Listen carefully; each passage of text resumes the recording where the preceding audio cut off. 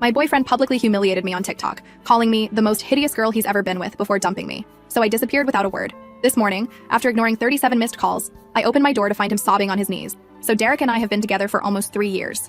Met him when I was 21. He was the guy who knew how to fix the garbage disposal when it jammed. First green flag, or so I thought. We exchanged Instagrams, started texting, and the rest just kind of happened. Past 3 years have been mostly good. We had our rhythm, you know? Netflix documentaries on Thursdays, his mom's for dinner every other Sunday, camping trips with his friends in the summer. He always remembered my birthday and actually listened when I talked about my day. These days, that's practically unicorn behavior. Side note, my last boyfriend before him thought emotional labor was a type of childbirth, so my bar was admittedly on the floor. Fast forward to this Tuesday. I'm scrolling on my phone during lunch, and my phone dings with a text from my friend Amara. It's just a TikTok link with, "Call me now," in all caps. Amara's not the dramatic type. She once texted, "slight issue," when her apartment was literally flooding. I click the link, and there's Derek. He's at Throwbacks, that dive bar his buddies always hang out on Mondays. I could tell by the neon Budweiser sign behind him that flickers every 7 seconds. We counted once while waiting for our order. He's clearly 6 beers deep, red-faced, arms slung around his friend Xavier. Someone off camera asks, "So rate your girlfriend, bro?" And y'all, the look on his face changed. It wasn't his normal smile. It was this weird smirk I'd never seen before, like he was about to let everyone in on some private joke. Eliana, honestly probably the most hideous girl I've ever been with, like a 4 on a good day. The bar erupts in "ohs," and someone yells, "savage!" Derek just laughs and keeps going, but she cooks really good enchiladas and never complains when I go out with the boys, so I keep her around. Low maintenance, you know? Then someone asks if he's worried I'll see the video. His response? Nah, she doesn't even know what TikTok is. Besides, thinking about upgrading soon anyway. Too much baggage. The timestamp showed it was posted at 11:43 p.m. Monday night, while I was at home doing a freaking clay mask and texting him goodnight. The video had 17,000 views. 17,000. I sat there in the break room just staring at my phone. Didn't cry, didn't scream, just felt this weird cold feeling spreading through my chest. 3 years together and this is what he actually thinks of me? The night before he'd been at my place. We'd made dinner together. We'd talked about maybe moving in when my lease ends in August. He'd kissed me goodbye and said, "Love you, babe," like it was nothing. And apparently 12 hours later, I was the hideous girlfriend he was planning to dump. I texted Amara back, "Coming over after work. Don't tell anyone." Then I muted all notifications, put my phone in my bag, and somehow made it through 3 more client appointments without completely breaking down. Autopilot is weird like that. After work, I didn't go home. Went straight to Target, bought a cheap duffel bag, filled it with essentials, toothbrush, deodorant, phone charger, couple t-shirts, spent $47.16. The receipt is still in my wallet for some reason. Drove to Amara's apartment complex at 6:13 p.m. Sat in the parking lot for 20 minutes just staring at nothing, playing that video over and over in my head. I keep thinking about all the times Derek told me I looked beautiful. When I dressed up for his company Christmas party. When I was sick with the flu last winter. 3 weeks ago when we were at the beach and I was so self-conscious about wearing a bikini. All lies? Or just things you say when you're with someone? Amara didn't ask questions when I showed up, just pointed to her couch, poured 2 glasses of the cheap rosé we drank in college, and said, "What's the plan?" That's when I decided, I'm not giving him the satisfaction of a breakup conversation. No tears, no begging, no dramatic confrontation he can tell his bros about later. I'm just going to disappear. We spent that night making a checklist. Block Derek on everything, phone, Instagram, Twitter, change all my passwords. He knew most of them. Call out from work for the rest of the week. Tell only my mom where I really am. By midnight, Derek had texted 7 times. Normal stuff at first. "Hey, what do you want for dinner and you still coming over tonight?" By morning it was, "Where are you and why aren't you answering?" By afternoon he'd called 12 times. Not one mention of the TikTok. Not one apology. Nothing. I stayed at Amara's Wednesday and Thursday. Binged all of Love Island. Trash TV is surprisingly therapeutic when your life is imploding. Cried in the shower so Amara wouldn't hear. Ordered too much Uber Eats because neither of us felt like cooking. Friday morning, Amara went to my apartment to grab more of my clothes. Said Derek had clearly been there. Empty energy drink cans on the counter, his jacket thrown over my couch. He'd left a note taped to my door. "Call me, we need to talk." Still nothing about why we might need to talk. Like I'm supposed to just not know about the video.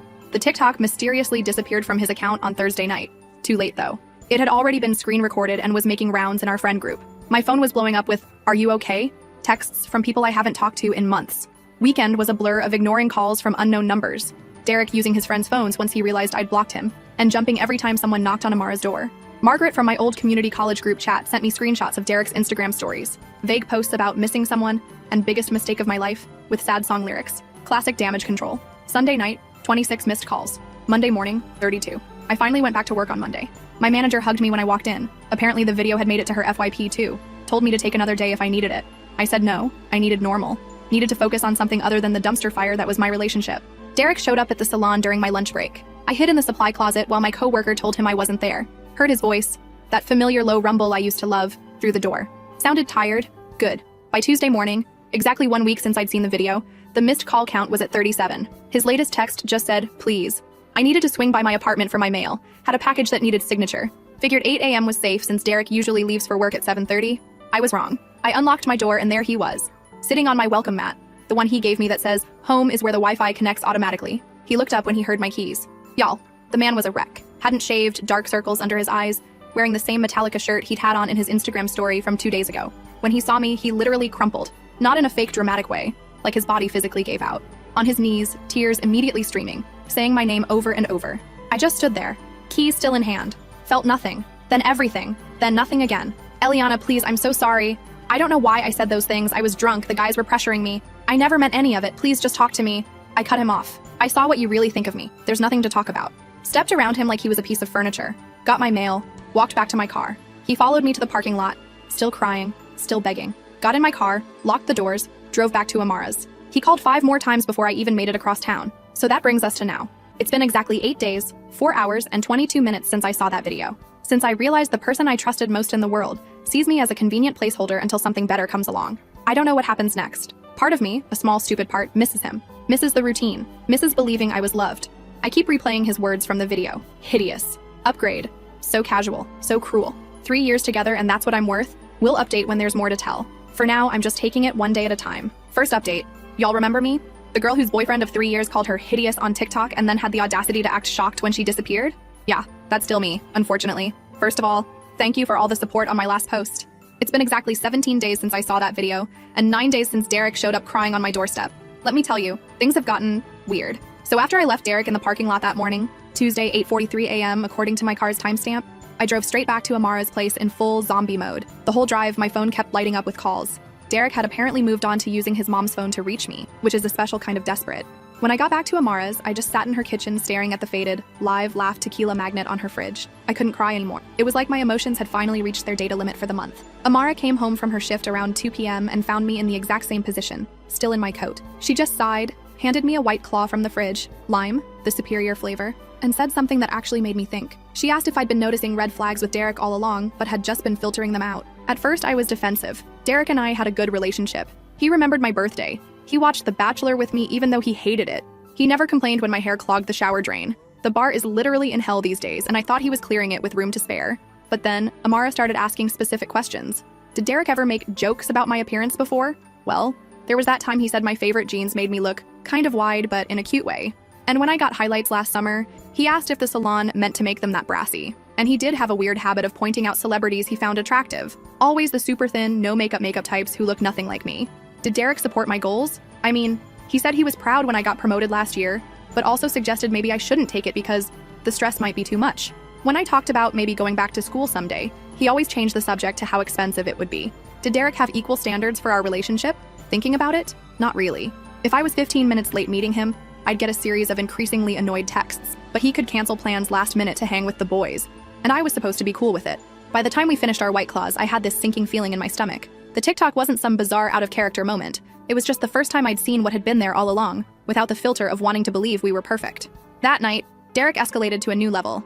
At exactly 9:17 p.m., Amara's doorbell rang. We both froze like we'd been caught committing a crime. Through the peephole, Derek, holding the saddest-looking grocery store flowers I've ever seen. Amara went full mama bear mode. She opened the door just enough to block the view inside and told him I wasn't there.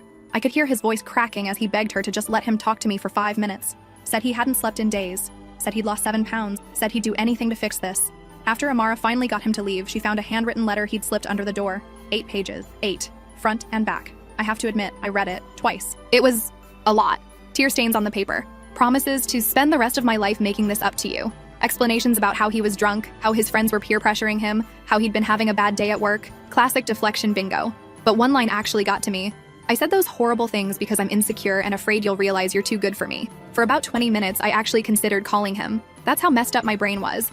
Like, he humiliated me publicly, and I was feeling bad for him. Thankfully, Amara's Wi-Fi chose that exact moment to crash. Classic Thursday night Xfinity outage. So we couldn't even stream anything. Instead, we ended up going through old photos on my phone, and that's when I had my first real epiphany. In literally every picture of Derek and me together from the past year, I'm looking at him with this big smile, and he's either looking at his phone or off to the side or making some stupid face. Not a single one where he's looking at me the way I'm looking at him. How did I never notice that before? Friday morning brought a new development. My brother Miguel called to tell me that Derek had shown up at his apartment at 7 a.m., asking if he knew where I was. Miguel, being the overprotective brother he is, told Derek that if he came by again, they'd be having a different kind of conversation. Dramatic, but I appreciate the sentiment. By that point, I was actually starting to feel smothered by all of Derek's attempts to contact me. It wasn't romantic. It was uncomfortable. So I did something I'd been avoiding. I drafted a text. Simple, direct. No room for misinterpretation. I need space. Please stop contacting me, my friends, and my family. I'll reach out if I'm ready to talk. Sent it at 10:22 a.m. Immediately turned my phone off for 3 hours because I couldn't handle seeing his response. When I finally checked again, there were 5 paragraphs waiting for me. The gist? He understood. He'd respect my boundaries. He'd wait forever if that's what it took. Followed immediately by 3 more texts asking when forever might end, and if we could please just meet for coffee next week. So much for respecting boundaries. The weekend was actually peaceful. Amara's roommate Margaret was out of town visiting her parents, so we had the place to ourselves. We ordered in, did face masks, watched all 3 Magic Mike movies. For the plot, obviously. And I went a full 24 hours without checking my phone. It felt like coming up for air after being underwater. Sunday night, though, things took another turn. I was scrolling through Instagram before bed. Bad habit, I know, when I saw it. Derek had posted a video. Not just any video. A public apology. To me. Tagged me in it and everything. 4 minutes and 27 seconds of him sitting in his car, looking directly at the camera with red-rimmed eyes, telling everyone who saw that horrible TikTok how sorry he was, how much he regrets hurting the most beautiful person inside and out that he's ever known, and how he's learning to be a better man. The comments were a mess. Some people praising him for taking accountability. Barf. Others calling him out for making my humiliation about him again. His buddy Xavier commenting, "Stay strong, bro," like Derek was the victim here. I couldn't sleep after that. Kept thinking about how even his apology was public. Even his supposed rock-bottom moment was carefully filmed, probably with multiple takes, posted at optimal engagement hours, 8 p.m. on a Sunday. Monday morning, I decided I needed to go back to my own apartment. Amara had been amazing, but I couldn't hide at her place forever. Plus, her hot water heater had been acting up all weekend, and cold showers in February are not the vibe. As I was packing up my duffel bag, my phone pinged with a Venmo notification. Derek had sent me $300 with the note, "For the anniversary dinner we'll never have." Our 3-year anniversary would have been next week. I sent it back immediately, then blocked him on Venmo too. The drive back to my apartment felt like going to a job interview I knew I'd bomb. Every red light had me checking my rearview mirror, half expecting to see Derek's car pull up behind me. But my apartment building was Derek-free when I arrived. My neighbor, Mrs. Rogers, nodded at me in the hallway like I hadn't been gone for over 2 weeks. My plants were all dead. RIP to my supposedly impossible-to-kill snake plant. The air smelled stale and slightly like the Indian takeout I'd forgotten in the fridge. It felt both strange and familiar, like putting on jeans that don't quite fit anymore. And then I saw them, post-it notes, everywhere. On my bathroom mirror, "I miss your smile." On my fridge, "Remember our first date here?" On my TV, "Our Netflix queue misses you." On my bedside table, "I can't sleep without you." I stood there in shock, slowly realizing what had happened. Derek still had the spare key I'd given him last year. He'd been in my apartment while I was gone. My skin instantly crawled. I checked all the closets, under the bed, behind the shower curtain, half convinced he might be hiding somewhere. He wasn't, but the violation of my space felt just as creepy.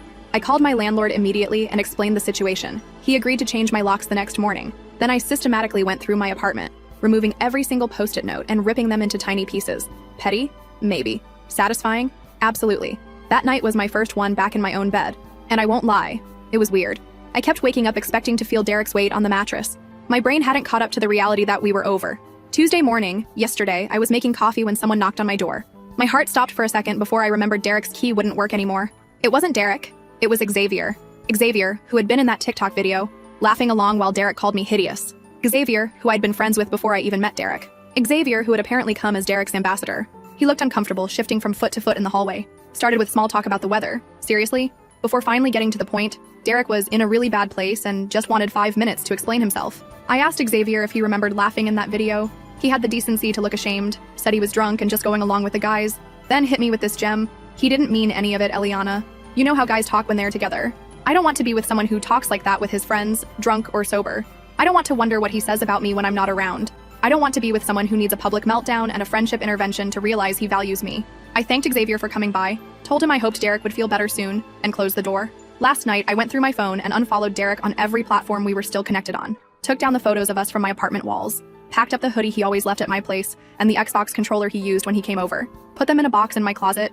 Not ready to return them yet, but not wanting to see them either. Then I ordered myself dinner from that place Derek always complained was too spicy, but that I secretly loved.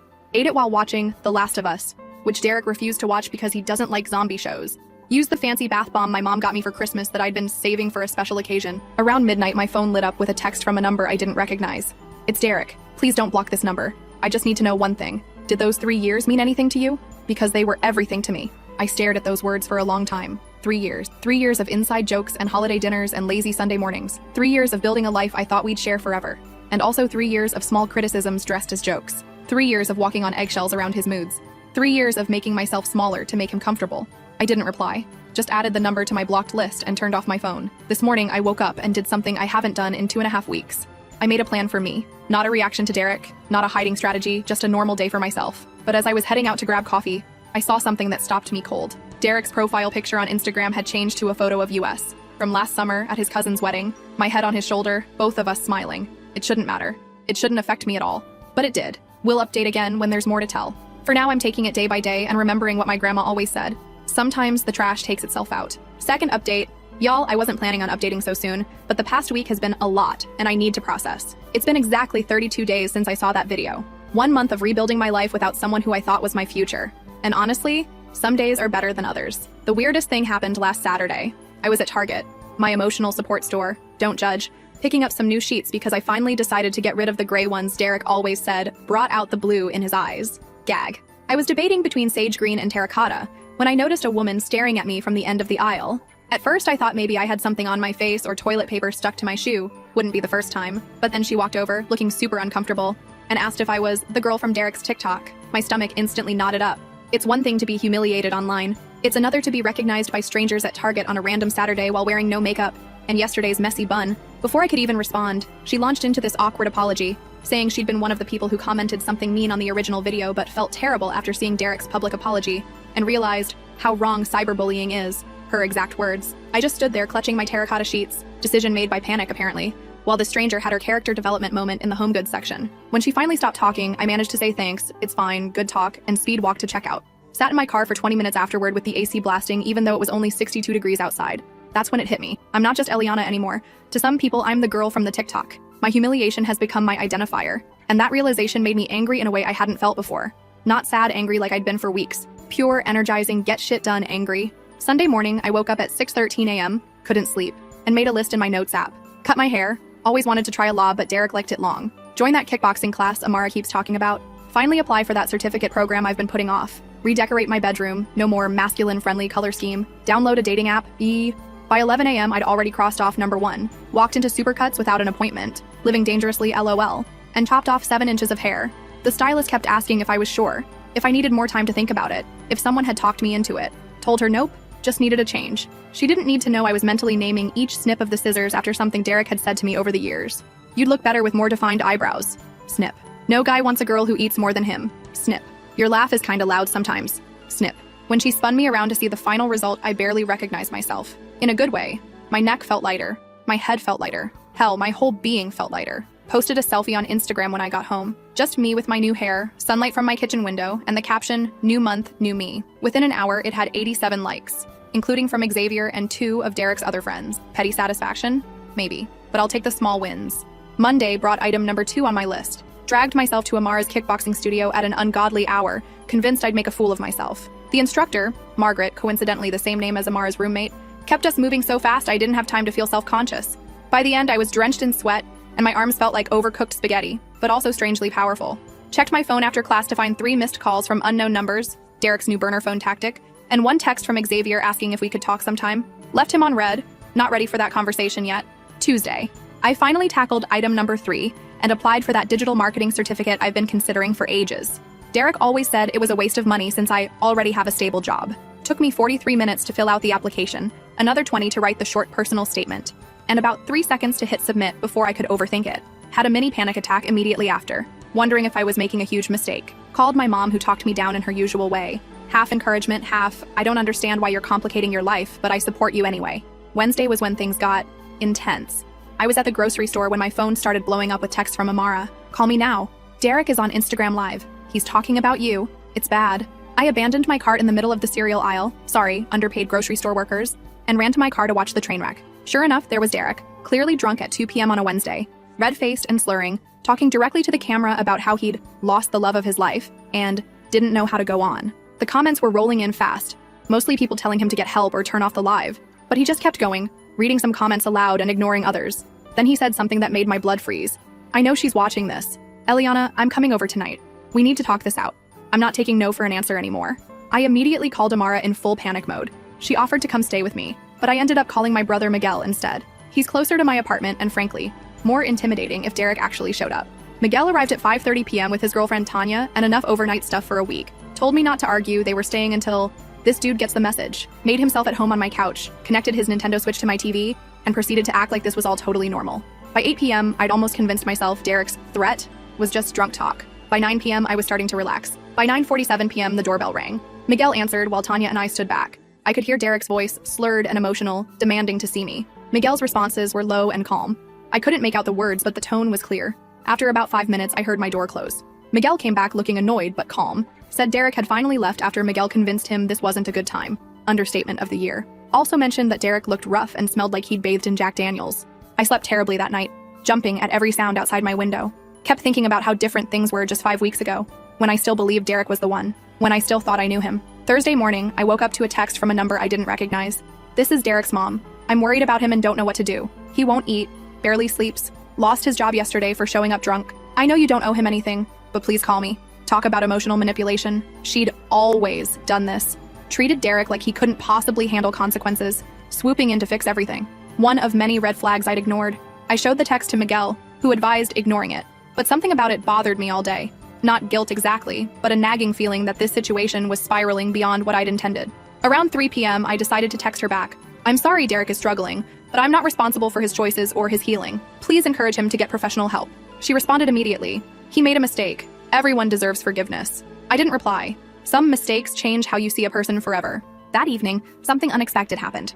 I was scrolling through TikTok. Glutton for punishment, I know, when I saw a video from someone I didn't follow. It was one of those story time TikToks, and the caption made my heart stop. When your friend humiliates his girlfriend on TikTok and you finally call him out for being toxic. It was Franklin, one of Derek's longtime friends. The guy who was literally in the original video, laughing along. In the video, Franklin explained how he'd been complicit in Derek's toxic behavior for years. Not just with me, but with previous girlfriends too. How the friend group had a pattern of encouraging Derek's worst impulses. How the TikTok incident had been a wake-up call for him personally. He ended with, Eliana, if you see this, I'm sorry. We all failed you. And Derek, man, get help. This isn't about winning her back. This is about becoming someone who would never hurt her in the first place. I watched it 7 times. Sent it to Amara, who responded with, holy shit, and nothing else for a full 10 minutes. Then Franklin DM'd me on Instagram. Hey, hope that video didn't make things worse. Just couldn't stay silent anymore. No pressure to respond. I sat with that for a while. Appreciated that he didn't expect a response. Finally wrote back, thanks for speaking up. Better late than never. We ended up having a surprisingly honest conversation. He told me Derek had been spiraling hard since I left. Drinking daily, getting into fights, alienating friends. Said the friend group was divided between those enabling him and those trying to get him help. Franklin also confirmed something I'd suspected. This wasn't the first time Derek had spoken about me that way. Just the first time it was recorded. That hit different. Knowing it wasn't a one-time drunk mistake, but a pattern. A true reflection of how he saw me when I wasn't around. Friday, yesterday, marked exactly 1 month since I walked away. I decided to celebrate my Independence Day by tackling the final item on my list, downloading a dating app. Not because I'm ready to date, God no, but because I wanted to remind myself that Derek isn't the only option in the universe. That there's a whole world of people who might appreciate me without secretly tearing me down. Setting up my profile felt weirdly vulnerable. Choosing photos where I actually liked how I looked. Writing a bio that was authentically me, not curated to appeal to one specific person's preferences. Like stretching muscles I'd forgotten I had. I had just finished setting up my profile when my phone rang. Another unknown number. I almost declined it automatically, assuming it was Derek with yet another burner phone. But something made me answer. It wasn't Derek. It was his friend Xavier. Xavier sounded weird, nervous, talking too fast. Said he needed to tell me something important. Something about the original TikTok. Something that might change how I saw everything. I almost hung up. Almost told him I was done with all of it. Done with Derek. Done with his friends and their drama. But then Xavier said, the TikTok wasn't spontaneous, Eliana. Derek planned it, and I can prove it. I'm seeing Xavier today at 2 p.m. at the Starbucks. Miguel insisted on coming with me and sitting at a nearby table. Just in case. I have no idea what Xavier wants to tell me. I'll update after I meet with Xavier. My stomach's in knots and I've changed my outfit 4 times already. Wish me luck, I guess. Edit. Just about to leave for Starbucks. Thanks for all the supportive comments. To answer the most common questions. No, I haven't unblocked Derek and don't plan to. Yes, I'm bringing my pepper spray. Thanks for the concern, LOL. And no, I don't want Derek back. I just want to understand WTF happened. Last update. Y'all, I've rewritten this post 4 times now because I still can't believe everything that's happened. First, Thank you to everyone who sent supportive messages after my cliffhanger last update. Sorry for leaving you hanging, but I genuinely needed time to process what Xavier showed me. Let's back up to Saturday at 2:03 p.m. I walked into Starbucks with my stomach in knots, spotted Xavier in the corner booth nervously shredding a napkin.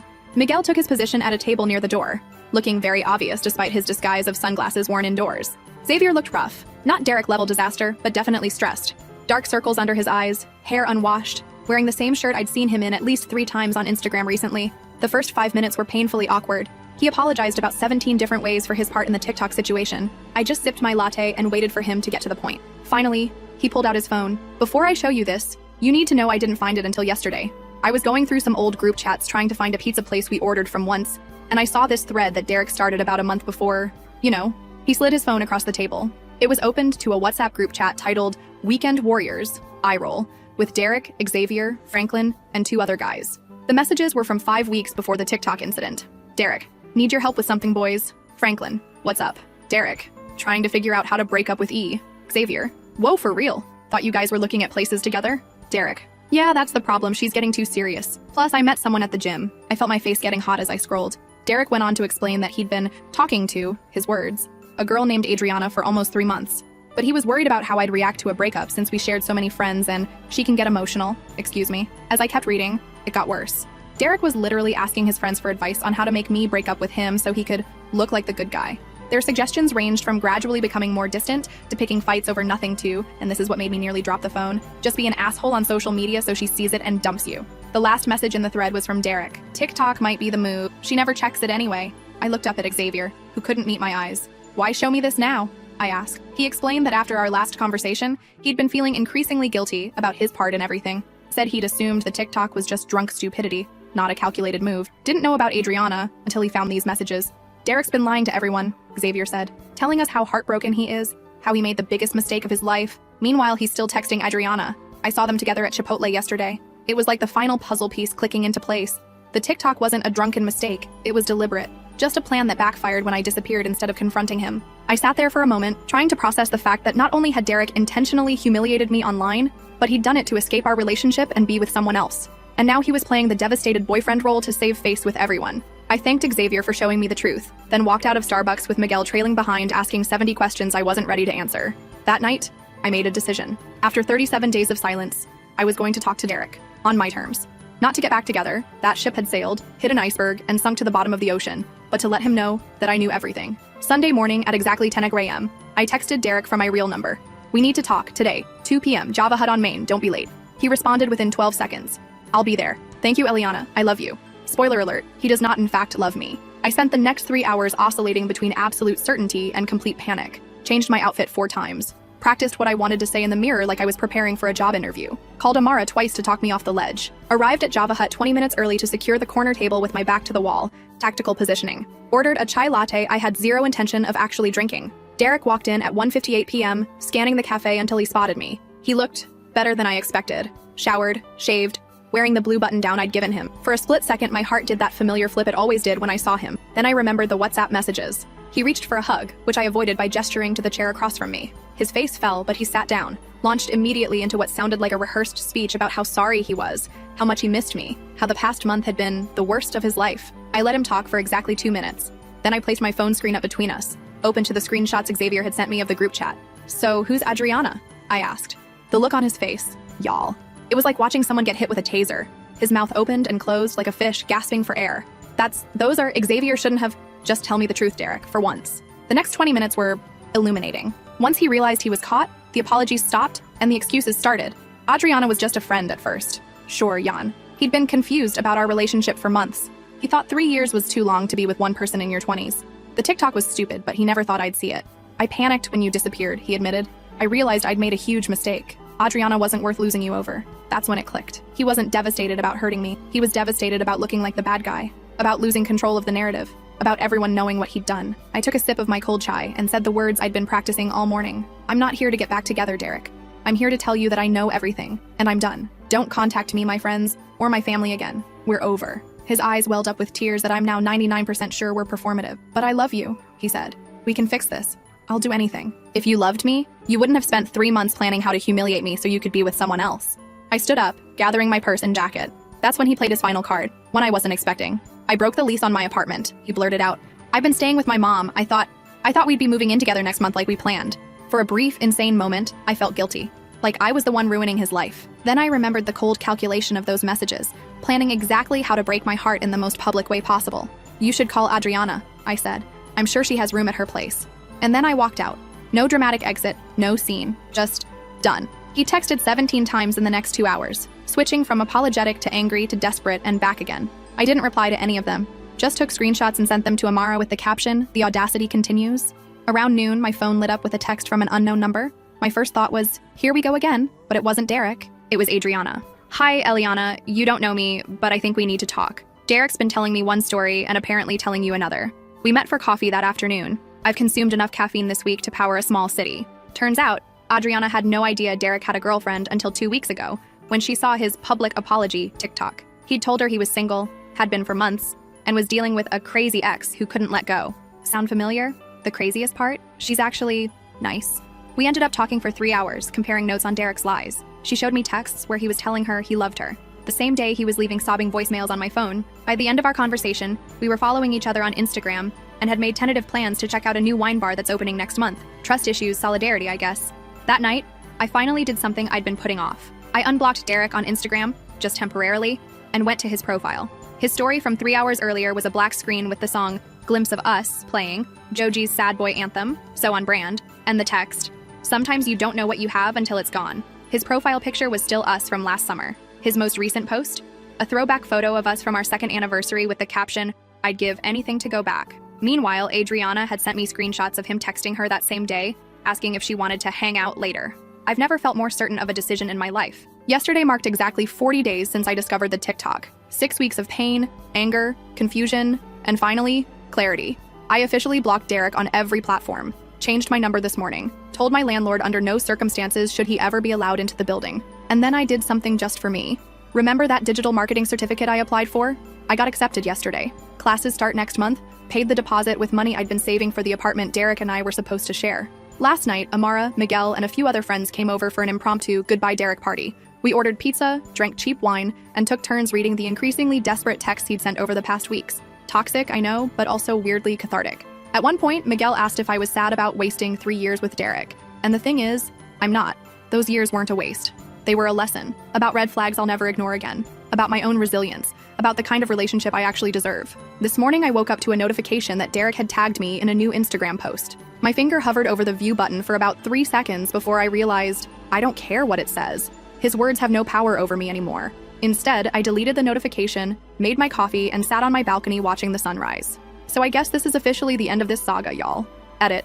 People are asking if I'm worried Derek will see this post. Honestly, part of me hopes he does. Let him read how thoroughly he failed at controlling this narrative. Let him see that his hideous ex is thriving without him. And to any other girls out there dealing with your own Dereks, you deserve better, and better exists. Trust me.